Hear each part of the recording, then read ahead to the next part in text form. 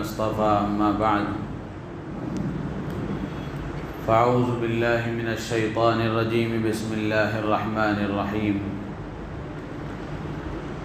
ومن آياته أن خلق لكم من أنفسكم أزواجا لتسكنوا إليها وجعل بينكم مودة ورحمة إن في ذلك لآيات لقوم يتفكرون صدق اللہ العظیم۔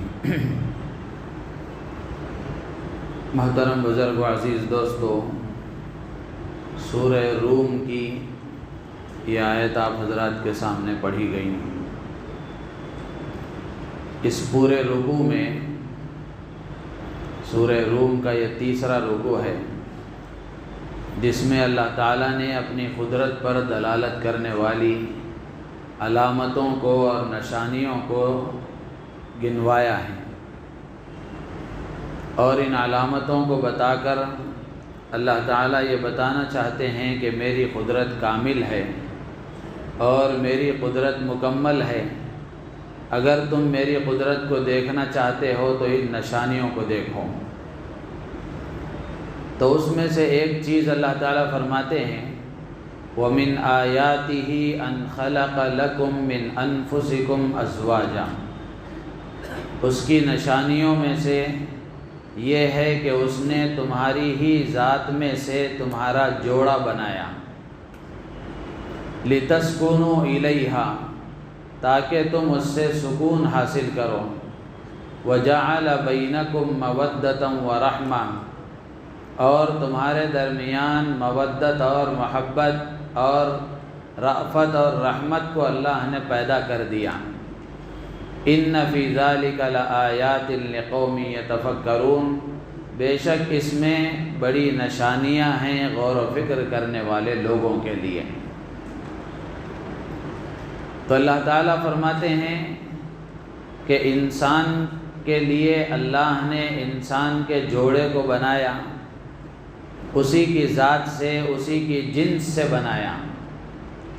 تو اس میں اللہ کی قدرت یہ ہے کہ اللہ تبارک و تعالی نے ایک ہی مادے سے، ایک ہی جگہ، ایک ہی غذا سے اللہ تعالی نے بچوں میں دو قسموں کو بنا دیا، ایک لڑکا اور ایک لڑکی۔ ایسا نہیں ہے کہ لڑکے کے پیدا ہونے کا میٹیریل الگ ہے اور لڑکی کے پیدا ہونے کا میٹیریل الگ ہے، بلکہ اللہ تعالیٰ فرماتے ہیں کہ یہ میری قدرت کا ایک شاہکار ہے، میری قدرت پر دلالت کرنے والی ایک نشانی ہے کہ ایک ہی مادے سے اور ایک ہی جگہ میں اللہ تبارک و تعالیٰ نے ایک ہی غذا سے جب پیدائش کا موقع آیا تو اللہ نے دو قسموں کو بنا دیا۔ اب یہ دو قسمیں ایسی ہیں کہ اعضاء و جوارح کے اعتبار سے، سیرت اور صورت کے اعتبار سے، عادات اور اخلاق کے اعتبار سے، کردار اور جذبات کے اعتبار سے، دونوں کے درمیان میں زمین آسمان کا فرق ہے۔ تو یہ فرق جو درمیان میں ان کے اللہ نے رکھا ہے، یہ اللہ کی تخلیقی کمال کی علامت ہے، اللہ کی پیدائش اور اللہ کی خالقیت پر دلالت کرنے والی یہ نشانی ہے کہ جو اس بات پر دلالت کرتی ہے کہ اللہ تبارک و تعالی بڑی قدرت والے ہیں۔ پھر آگے اللہ تعالیٰ فرماتے ہیں لِتَسْكُنُوا إِلَيْهَا، کہ یہ جوڑا اللہ نے جو تمہارا بنایا ہے یہ کیوں بنایا ہے؟ مرد کے لیے اللہ نے عورت کو بنایا، بیوی کو بنایا، تو اس کی خلقت کا مقصد اور اس کی حکمت کیا ہے؟ اللہ تعالیٰ فرماتے ہیں لِتَسْكُنُوا إِلَيْهَا، تاکہ تم اس سے سکون حاصل کرو۔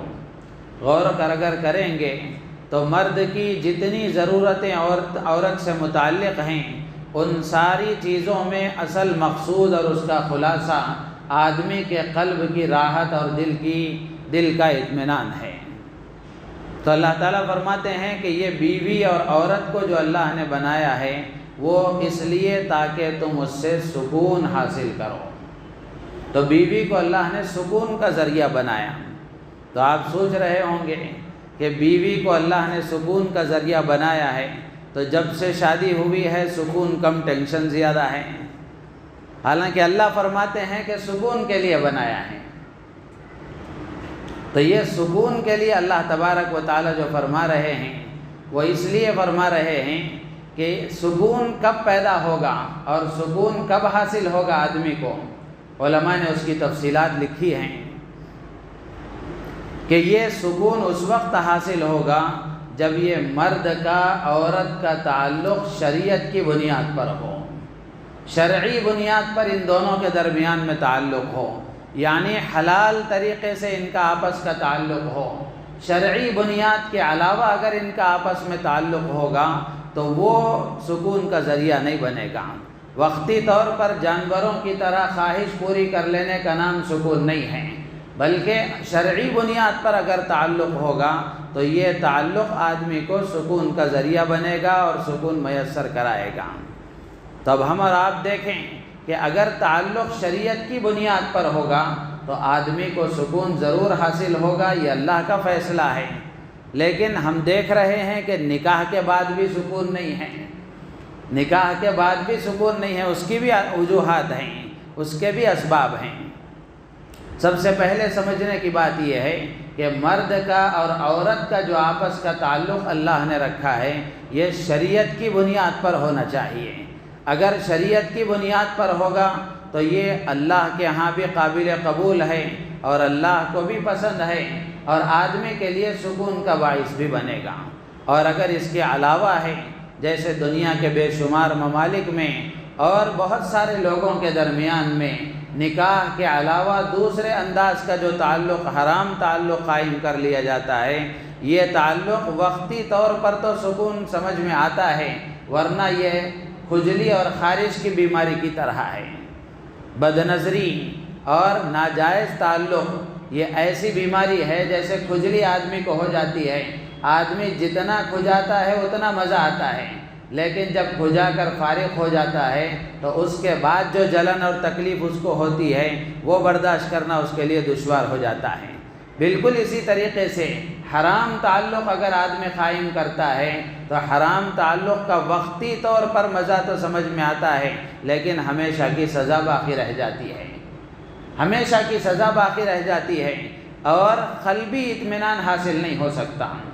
ایک اللہ والے نے، صاحب نسبت بزرگ نے فرمایا کہ جو نوجوان لڑکا یا لڑکی شادی سے پہلے ناجائز تعلقات اگر قائم کرنے کے عادی ہوں، کسی نامحرم سے اگر تعلق قائم کرنے کے عادی ہوں، تو ان کی شادی شدہ زندگی یقیناً ناکام اور نامراد ہوگی، یقیناً ناکام اور نامراد ہوگی۔ اور ازدواجی زندگی کا خوشگوار معاملہ اور خوشگوار ازدواجی زندگی اس نوجوان لڑکے اور لڑکی کو نصیب ہوگی جو شادی سے پہلے پاک اور صاف ہو، ہر طرح کے غلط تعلقات سے پاک ہو۔ اور اگر غلط تعلقات شادی سے پہلے قائم ہو گئے تو یہ شادی کے بعد کی زندگی میں زندگی بھر روئے گا، اس لیے کہ یہ اللہ کا فیصلہ ہے، فطرت کا فیصلہ ہے۔ اگر تم بے وفا رہو گے تو ایسا نہیں ہوگا کہ کوئی حور پری تمہارے نکاح میں آئے گی، بے وفا کے لیے بے وفا لڑکی ہی اس کے نکاح میں آئے گی، دوسری نہیں آ سکتی، وفادار نہیں آ سکتی۔ یہ قرآن کا فیصلہ ہے۔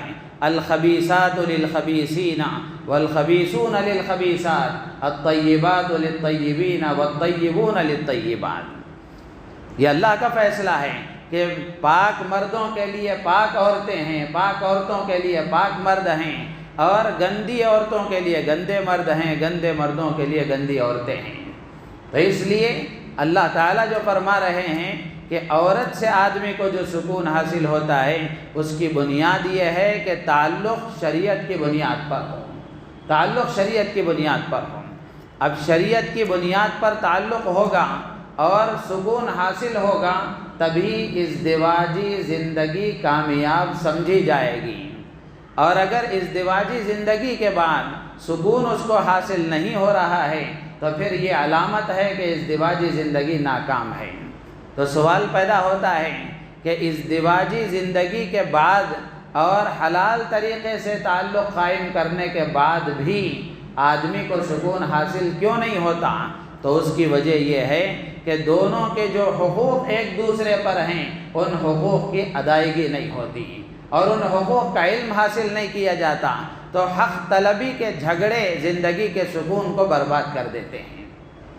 حق طلبی کے جو جھگڑے ہیں یہ جھگڑے سکون کو برباد کر دیتے ہیں۔ اور جیسے کل بھی میں نے عرض کیا کہ اس زندگی کا جو سفر یہاں سے شروع ہو رہا ہے اس کا آغاز اللہ کے حکم کے مطابق ہونا چاہیے اور اللہ کے نبی علیہ السلام کے بتائے ہوئے مبارک اور پاکیزہ طریقے کے مطابق ہونا چاہیے۔ اور اگر آغاز غلط طریقے سے ہوا تو اگرچہ کہ تعلق جائز راستے سے ہوا ہے لیکن اس میں غیر شرعی چیزوں کو داخل کر لیا گیا جس کی وجہ سے نکاح کا جو فائدہ ہے وہ فائدہ اس کو حاصل نہیں ہوگا، نکاح کا جو فائدہ ہے وہ فائدہ حاصل نہیں ہوگا۔ تو اس لیے اللہ تعالیٰ فرماتے ہیں کہ عورت کو جو اللہ نے بنایا ہے وہ تمہارے سکون کے لیے بنایا ہے۔ اب اللہ کی بات تو غلط نہیں ہو سکتی، اللہ تبارک و تعالیٰ سے سچا کون ہو سکتا ہے؟ اللہ نے خود فرمایا وَمَنْ أَصْدَقُ مِنَ اللَّهِ قِيلًا وَمَنْ أَصْدَقُ مِنَ اللَّهِ حَدِيثًا، بات میں اللہ سے سچا کون ہو سکتا ہے؟ تو اللہ کی بات غلط نہیں ہو سکتی۔ اب ہم اپنی زندگی میں اگر دیکھ رہے ہیں کہ اللہ نے یہ جو فرمایا ہے وہ اثر اور اس کا فائدہ ہماری زندگی میں نہیں ہے تو پھر عمل میں کوئی کوتاہی ہے۔ جیسے مثال کے طور پر قرآن میں اللہ نے فرمایا ان الصلاۃ تنہی عن الفحشاء والمنکر، کہ بے شک نماز بے حیائی اور بری چیزوں سے روکتی ہے۔ یہ اپنی جگہ اٹل فیصلہ ہے۔ ایک آدمی نمازی بھی ہے اور اس کی آنکھیں بھی اس کے قابو میں نہیں ہیں، اس کے کان بھی اس کے قابو میں نہیں ہیں، اس کی زبان بھی اس کے قابو میں نہیں ہیں اور ان سب چیزوں سے گناہ بھی ہو رہے ہیں، تو اللہ کی بات تو غلط نہیں ہو سکتی۔ تو یہاں یہی کہا جائے گا کہ عمل میں کوتاہی ہے۔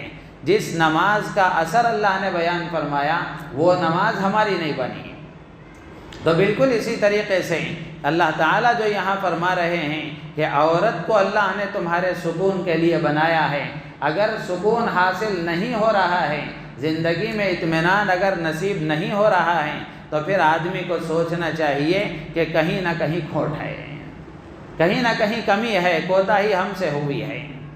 تو اس لیے اللہ کی ایک علامت اور اللہ کی قدرت پر دلالت کرنے والی ایک نشانی ہے کہ اللہ تعالیٰ نے تمہارا جوڑا بنایا۔ اور پھر اس کے آگے اللہ فرماتے ہیں وَجَعَلَ بَيْنَكُمْ مَوَدَّةً وَرَحْمَةً، اور دونوں کے درمیان میں اللہ نے مودت کو اور محبت کو قائم فرمایا۔ کیسی محبت؟ واقعتاً اللہ کی قدرت پر دلالت کرنے والی یہ نشانی ہے کہ ایک اجنبی لڑکا ایک اجنبی لڑکی دونوں ایک دوسرے کو نہیں جانتے، لیکن جب نکاح ہوا تو دونوں کے درمیان میں اللہ تعالیٰ ایسی محبت پیدا فرماتے ہیں اور دونوں کے درمیان میں دلوں میں ایک دوسرے کے لیے ایسی جگہ بناتے ہیں کہ اگر کوئی شوہر پریشان ہو تو بیوی بھی پریشان ہو جاتی ہے، بیوی بیمار ہو جائے تو اس کا اثر شوہر پر بھی ظاہر ہوتا ہے۔ تو یہ دونوں کے درمیان کی مودت اور محبت یہ اللہ کی قدرت پر دلالت کرنے والی ایک علامت ہے۔ تو دونوں کے درمیان میں اللہ نے محبت کو قائم فرمایا۔ دو لفظ اللہ نے اس میں بیان فرمائے ہیں، ایک مودت کا لفظ ہے اور ایک رحمت کا لفظ ہے۔ مفسرین کو اللہ تعالیٰ جزائے خیر دیں، ایسی ایسی باتیں مفسرین نے لکھی ہیں کہ اگر ہم ان کو مطالعہ کریں گے تو بہت بڑا علم ہمیں حاصل ہوگا اور اللہ کی قدرت پر ہمیں علم حاصل ہوگا اور اللہ کی قدرت پر یقین آئے گا۔ تو یہ دو چیزیں جو اللہ تعالیٰ نے بیان فرمائی ہیں کہ تمہارے درمیان میں مودت کو اور رحمت کو، مودت کا تعلق جوانی سے ہے اور رحمت کا تعلق بڑھاپے سے ہے۔ مودت کا تعلق جوانی سے ہے کہ جب انسان کے اندر جذبات ہیں، جب بیوی کے ساتھ جذبات کا بھی تعلق ہے، اس وقت میں محبت کا تعلق غالب ہوتا ہے، اور جب بڑھاپا طاری ہو جاتا ہے تو اس کے بعد دونوں کے لیے ایک دوسرے میں اللہ تعالیٰ رحم و کرم پیدا فرما دیتے ہیں، جس کے نتیجے میں دونوں ایک دوسرے کی خدمت کے لیے آمادہ ہو جاتے ہیں۔ تو اللہ تعالیٰ فرماتے ہیں کہ یہ ساری چیزیں وہ ہیں کہ ان فی ذلک لآیات لقوم یتفکرون، کہ بے شک اس میں غور و فکر کرنے والے لوگوں کے لیے بڑی نشانیاں ہیں۔ تو اس لیے ہمیں چاہیے کہ ہم اپنی ازدواجی زندگی کو دیکھیں، اور ازدواجی زندگی میں چین و سکون کی تلاش یہ اسی وقت ہے جب دونوں کے درمیان میں محبت ہوگی، اور محبت کے لیے حق کی ادائیگی ضروری ہے۔ حق کی ادائیگی کے لیے حق کا علم ہونا ضروری ہے۔ تو اس لیے نکاح سے پہلے ہر نوجوان کو یہ کام کرنا چاہیے۔ جیسے کوئی کام ہم کرنا چاہتے ہیں تو کام کرنے سے پہلے معلوم کرتے ہیں کہ اس کا کیا طریقہ ہے اور کیا کریں گے تو فائدہ ہوگا، کیا کریں گے تو نقصان ہوگا۔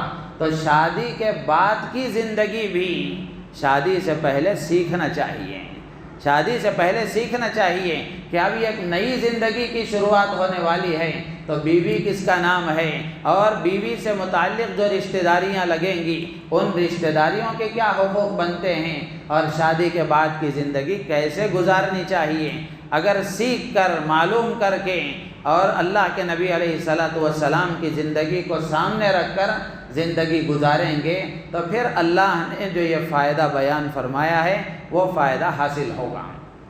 آج ہم دیکھ رہے ہیں کہ مسلمانوں کے درمیان میں طلاق اور خلا اور آپس کی نااتفاقیاں، آپس کے جھگڑے، اس کی بنیادی وجہ یہی ہے کہ حقوق کا علم نہیں ہے۔ حق کا علم نہ ہونے کی وجہ سے حقوق کی ادائیگی نہیں ہوتی، حقوق کی ادائیگی نہ ہونے کی وجہ سے محبت نہیں ہوتی، محبت نہ ہونے کی وجہ سے زندگی میں چین و سکون نہیں ہوتا۔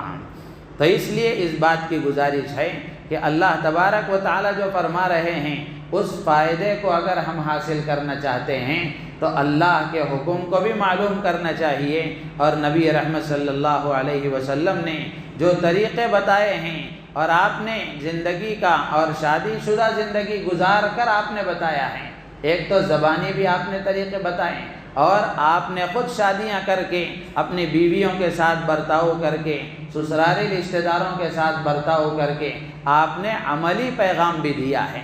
تو مسلمان کو چاہیے کہ وہ اللہ کے نبی علیہ الصلوۃ والسلام کے قولی ارشادات کو بھی معلوم کریں اور آپ کے فعلی ارشادات اور آپ کے عمل کو بھی معلوم کر کے اس کی روشنی میں زندگی گزارنے کی کوشش کریں تاکہ یہ فائدے حاصل کر سکیں۔ اللہ تعالی ہم سب کو اس کی توفیق عطا فرمائے۔